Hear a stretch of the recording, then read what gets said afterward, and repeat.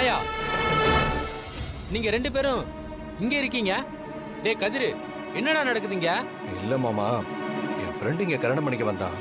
அதான் நாங்க. அப்பா, டேய் அப்படி கூப்பிடாத என்ன? என் மானத்தை வாங்கி வச்சிருக்கிய, கண்டவன் கூட வந்து நிக்கிற வெக்கமா இல்ல? டேய் கதிரு, திருட்டு கல்யாணத்துக்கு சாட்சி கையெழுத்து போட வந்தியாடா? சிவா, இவனே என் பொண்ணை ஏமாத்தி கட்டணும் தானே. இவன் புத்தி வேற எப்படி இருக்கும்? இவங்க எக்க எடுக்கட்டா எனக்கு என்ன?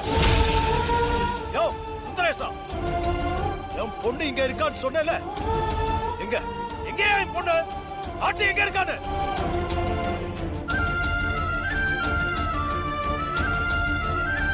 எனக்கு தெரியா என் பொண்ணை பத்தி. இப்படி ஒரு திருட்டு வேலை பண்ற அளவுக்கு என் பொண்ணை நான் வளர்க்கல.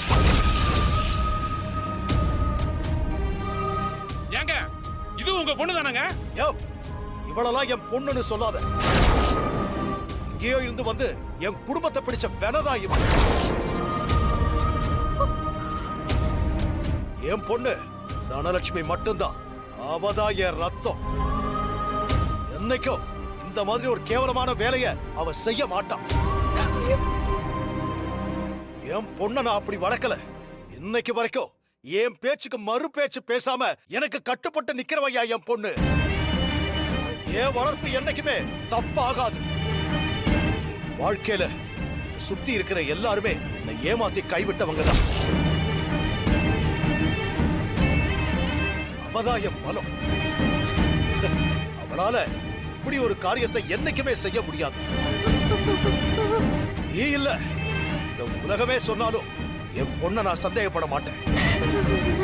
அவ இங்க இல்லைன்னு நிரூபிக்கத்தான் நான் உன்னை இங்க கூட்டிட்டு வந்தேன். இப்ப தெரிஞ்சிருச்சுல்ல, இனிமே என் பொண்ணை பத்தி ஒரு வார்த்தை பேசுற நாக்கு இருக்காது உனக்கு.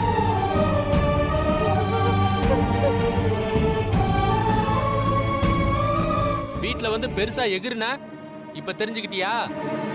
இன்னொரு தடவை என் அண்ணனை எதிர்த்து பேசுன இந்த ஊருக்குள்ளாரே நீ இருக்க முடியாது. தப்பு தாங்க, என் வளர்ப்பு தான் சரியில்லாம போச்சு. ஐயா என்ன மன்னிச்சிருங்க ஐயா, உன்னால என் மானமே போச்சு. பெரியப்பா அது வந்து ஏய், ஆய மூடு. இன்னும் உங்க 2 பேரால நாங்க எவ்வளவு அவமானப்படுறது.